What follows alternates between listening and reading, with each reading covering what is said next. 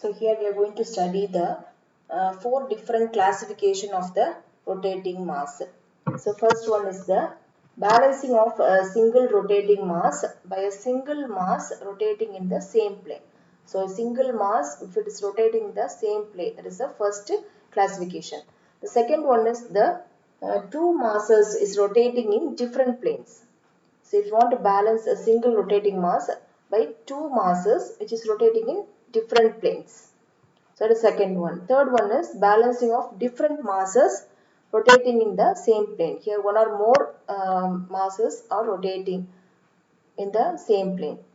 So the fourth one is balancing of different masses rotating in different planes. So these are the four different classifications you are going to see in this balancing of rotating masses. So first we can see if a single mass is rotating in the same plane. So let us consider a shaft that is with the end bearing, and if the mass is evenly distributed, what happens? We can say that the center of gravity is lying on the line of axis of rotation. So if mass, consider a mass m with a radius r, and if it is moving with a uniform angular velocity, you can say it is moving with a uniform angular velocity omega, then we can say that the tangential force here is 0 or nil. So if the link, if it is rotating at the uniform angular velocity, the tangential velocity is 0. So here, since it is rotating with the mass, there is a acceleration develops towards the center of the hinge. So it is called as the centripetal acceleration. So the centripetal acceleration, it develops towards the center. It acts towards the center point. So that is called as the centripetal acceleration.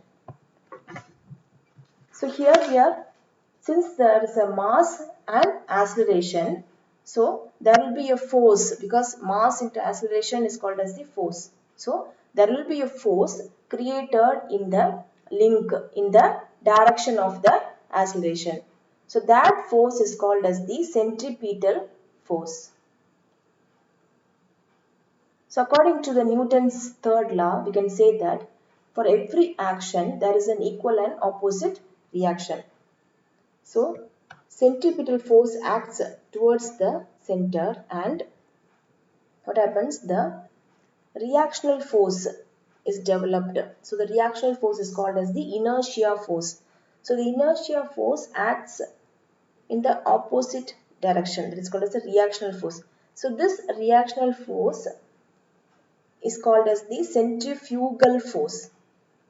So this is a centripetal force, and the opposing force is called as the reactional inertia force is called as the centrifugal force, and it acts on the hinge in this direction, opposite direction. So this force pushes the hinge outwards, and what happens? The line of axis is changed and the shaft is made to bend.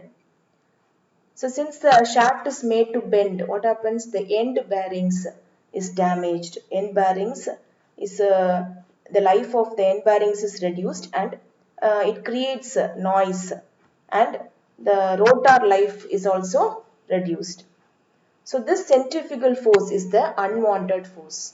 So if you want to make the shaft rotate in the balanced form, or if you want to make the centrifugal force as 0, only the system will be balanced. So hence, if the system is balanced, the shaft will rotate smoothly. So if you want to nullify the force, centrifugal force, so we have to consider another force which acts in the opposite direction. So the centrifugal force acts in this direction. So another force, it acts in the opposite direction. And the force which is acting in the opposite direction should be of the same magnitude of this centrifugal force. So, if we consider the centrifugal force, or a centrifugal force is called as the unwanted force or disturbing force, it is called in various manners. So, this centrifugal force can be taken as Fc1 equal to m omega square r. So, it acts in this direction. No? So, it is Fm omega square r, general equation. So, the balancing force, it is acting in this direction, opposite direction. It should be mb equal to omega square rb. So the condition is, so the both the forces should be acting in the same, this collinear. Collinear means in the same mass. So the same line, the balancing force should act. It is collinear. It is in the collinear.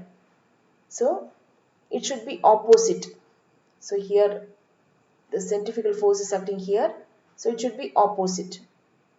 And the magnitude should be same. That is Fc1 equal to Fc2. So for the balancing force, so there is three conditions. Collinear means same line, then opposite and same magnitude. So for balancing, we have to consider a force of mass m. So a force of mass m should be considered for balancing. So the mass is taken as mb. So the rotation is omega square, but if it is moving in this direction, the another mass, it should rotate in the opposite direction. Then the value, that the radius is from the center to this point is radius. So for balancing, so this value, the centrifugal force is equal to the balancing force. So the value is Fc1. This is the centrifugal force, m omega square r. So it acts in this mass. So this is a balancing force. So balancing force Fc2 is equal to mb omega square rb. So for balancing, both should have same magnitude. So you have to equate m omega square r is equal to mb omega square rb. So omega is common, so it is cancelled. So mr equal to mb rb. So here we know m and r, but we don't know mb and rb. So if we want to find any one value, if you want to find rb, then we can consider equal mass, m and m. We can take both the masses as 1 kilogram. If we take both the masses as 1 kilogram, we can find out the rb value. And if we fix this r radius rb value as some known value, then we can find out the value of mb. So like this, we can find the unknown values.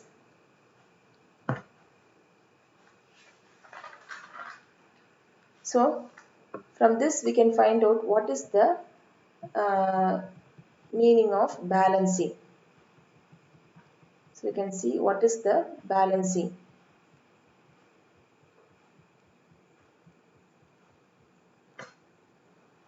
So here we can say balancing is the technique of correcting or eliminating either completely or partially the effect of inertia force.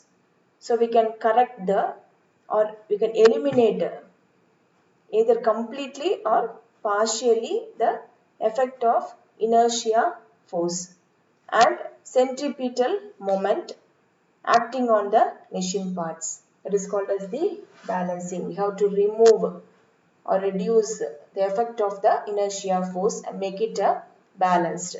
We have to nullify the forces, inertia forces. That is the centrifugal force. That is called as the balancing. So next, unbalancing means we can say that unbalancing is, so in a system, if it contains more than one or more rotating mass, and if the center of the mass of the system, if it does not lie on the axis of rotation, then it is called as the unbalanced system. If more masses are there in one system, and if the center of mass, if it does not lie on the same axis of rotation, then we can say it is a unbalanced. If it is a different axis of rotation, then we can say it is the unbalanced system.